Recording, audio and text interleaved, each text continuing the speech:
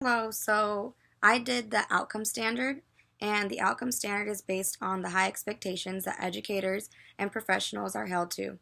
Educators, teachers, schools, and others who work within the schools or with other children are required to meet these performance standards in order to show the effectiveness overall of the students' high expectations of where they want the children's learning levels to be at the end.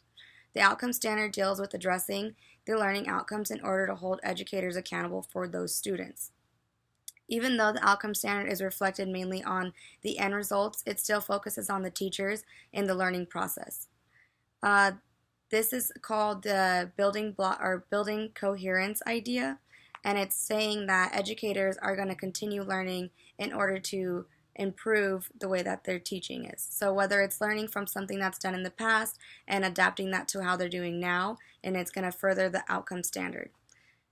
The outcome standard, in a sense, is kind of like the end goal. So at the end of the year, when you're graded on how the students learned and what goals they were met at, that's what this outcome standard is. For me, in a daycare, it's kind of different than a classroom setting, but in a sense, it still holds the same idea. Children still go to a daycare in order to learn. So if they come into this classroom, we want to hold these educators or caretakers to an outcome standard still for a child to come into the daycare and still leave with knowledge. So we're going to hold them to these high expectations and have them meet these performance standards. So that would be for my targeted profession if that's what I end up doing.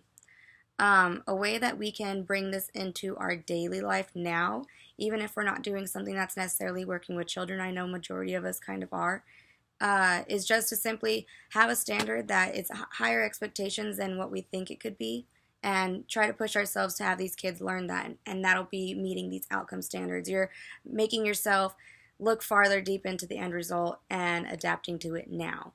Another way is, like I was saying with the building on the coherence, is learning from everybody around us. So even though I'm only nannying with children by myself, I can do different things where I can pull up research or look at how other people, take their kids out in order to educate like the 4-year-old or educate the 10-month-old a little more and help them learn so that way the outcome standard is met.